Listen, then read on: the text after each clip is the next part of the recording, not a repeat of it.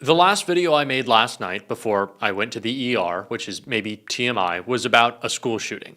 And the first video I'm making today is about the death of an incredibly talented artist, an actor, a director, of course, his beloved wife. And unfortunately, my first thought was, I hope this isn't political. Rob Reiner was an outspoken activist, a fighter for democracy, for human rights, and I thought, I hope this isn't political. That was my first thought. And my second thought, unfortunately, before making this video, was to go to Truth Social, something that no sane person should ever have to think in their life. Let me see what's happening on Truth Social. But I did, and what I found for so many reasons was incredibly disturbing and upsetting. Not just because of the tragedy that happened tonight, the death of Rob Reiner and his wife that I want to talk about, but just because of where we are in this country and how we feel every single day and how tiring it is. I want to talk about Rob Reiner. I want to talk about his life. I want to talk about this numbness that we shouldn't have to feel. I want to talk about Trump. So please stick around for all of it. But unfortunately, we do have to start with this devastating breaking news tonight. And then I want to play a clip of Rob Reiner talking about the fight that we must continue to have.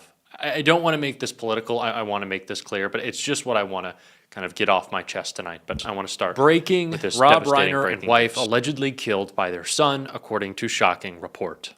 Hollywood icon Rob Reiner and his wife, Michelle Singer Reiner, were allegedly killed by their son, according to a stunning report from People. People, citing multiple sources, identified Nick Reiner as the alleged perpetrator in the killing of his 78-year-old father and 68-year-old mother. Nick Reiner, according to the People report, battled substance abuse for years. He said he was homeless for long periods of time, telling People he often slept outside for days and weeks at a time.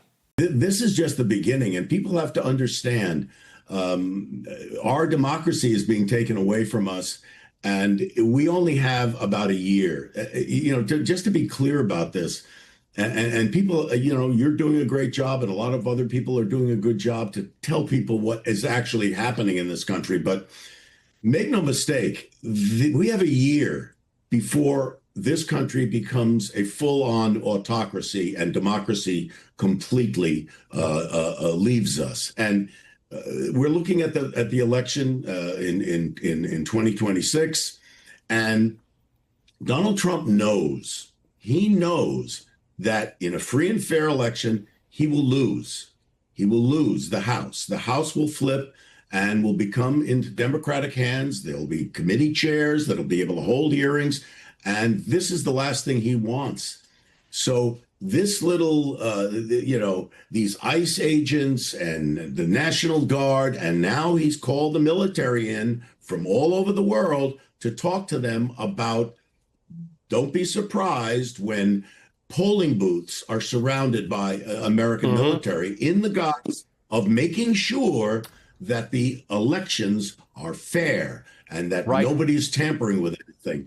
And when you see violence breaking out, which there'll be protests, there'll be inciting violence, there'll be some violence, and they'll kick back. Then you'll see the commandeering of voting machines, ballot boxes, to make sure that that election is secure. Well, what that means is that he will then commandeer the election. So we have to make the public absolutely aware that their democracy is being taken from them. And we have to do everything we can to make sure people understand that. People don't, it's a vague term, democracy. It's like, what does that mean? The Constitution, we don't know what that means. People care about their pocketbook issues, the price of eggs, they care about their health care, and they should. Those are the things that directly affect them. But if they lose their democracy, all of these rights, the freedom of speech, the freedom to pray the way you want, the freedom to protest and not go to jail, not be sent out of the country with no due process, all these things will be taken away from them. And we have to educate the public that this is what's happening right now in America.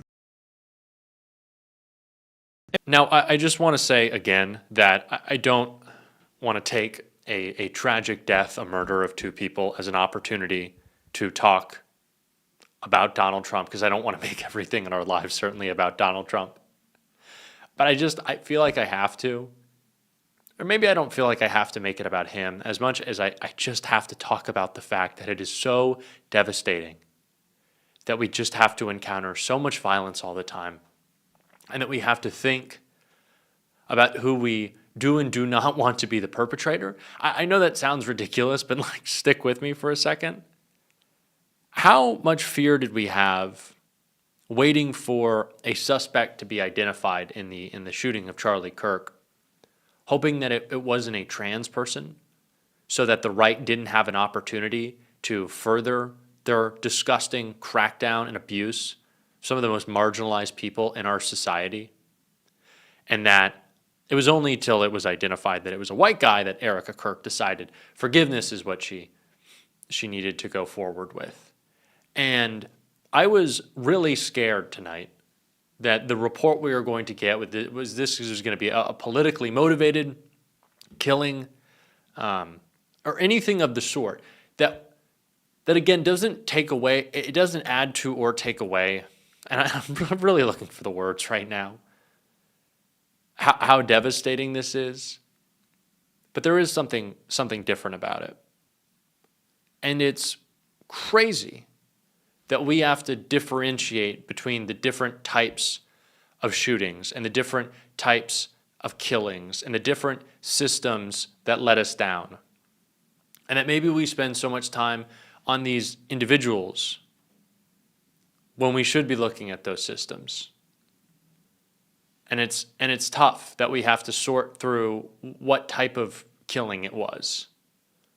And as we're doing that, when I went to Truth Social to see if Donald Trump had said something or hadn't said something about a man I'm sure he would speak ill of, the last post that came up was this. Trump writing in the lobby of our beautiful White House with his fight photo from the assassination attempt in Butler, Pennsylvania, a photo behind him in the White House. So what does this have to do with Rob Reiner? Why am I making this a video? Well, because a man did die in Pennsylvania that day. A man with a family that he left behind, a firefighter, part of his community. And Donald Trump had his jacket at the RNC, but he didn't really talk about him after that. And Donald Trump said, these types of things happen. Today, referring to the shooting at Brown University. And Donald Trump just kind of moved on from shootings. It was the most important thing in the world when it happened to him. He's kind of moved on. Erica Kirk talks about political violence. Didn't say a word about a shooting that happened the same day as her husband was killed. Didn't say a word about every shooting since the shooting that happened yesterday. And they just don't care. And we feel so numb. And we feel so separated and so broken and so tired that right now right-wingers on Twitter are mocking the death of Rob Reiner, and they're making jokes. The same people who tracked down anyone who posted Charlie Kirk's own words are making jokes because this was one of us. It was one of ours. Some guy, a man who stood up for democracy. They just see some guy on the left. And the fact that we have to think about that is heartbreaking. It really is. So that's kind of where I come to you tonight, is just heartbroken. That my first thought was, I hope this isn't political. Thinking, what would that mean for us for the foreseeable future? And I hope Donald Trump hasn't made fun of him and this tragic death. Thinking back to the fact that the night when Justice Ruth Bader Ginsburg died, Donald Trump's own staffers didn't tell him before he got on stage to make a speech. And they didn't tell him because they didn't know what he would say about a woman who had just died, because it was politically beneficial to him.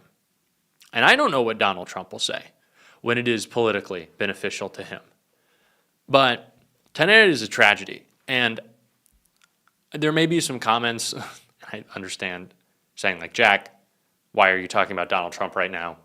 Maybe like, let's just give ourselves a moment to grieve a wonderful artist and a great activist and a great person. And I understand that, but I just wanted to say how hard it is that this is all that we have to think about in these moments. And how difficult it is for me that, and not in a complaint certainly, but just how, isn't it strange that this is what we have to think about? That we just can't have the time to grieve and to be sad and heartbroken. That we have to consider what Donald Trump is going to do, what Donald Trump is going to say, what he's going to post, who he's going to mock, how he's going to use it, how he's going to not. And that we don't have someone who actually cares. Isn't that sad? Because it really hurts my heart. It really does. And the fact that we've grown so numb really hurts my heart. And why wouldn't we? It happens every day. I said it last night. Mass shootings happen every day in America. It's just that they're not all in the same place, that the media does not give it the coverage that it deserves, that we live in this ongoing epidemic of gun violence, that a young woman going to school at Brown University, who was 5 minutes away from where the shooting took place, had PTSD triggered from when she was close by Parkland earlier in her life, when that shooting claimed innocent lives. 2 school shootings she experienced from afar, but no less impactful. And you could say it's back-to-back days of tragedy and loss of life, but it's every day. And it's just tough. And I don't know if I necessarily had a point in all of this, except for the fact that we should feel bad, and we can't be numb to it. And we should want more from the people who will not fix it. And that's what I have to say. So I just wanted to be able to talk this out with y'all. I hope this meant something in some way. Maybe I'm still a little loopy. For those of y'all who saw, I posted I was in the ER last night with kidney stones. We're doing our best, though. But yeah, I just wanted to say that. That's what I have to say. And I appreciate y'all being there to listen. Lost a great person tonight. Lost 2 great people tonight. And it's incredibly sad. And until next time, I will see y'all soon.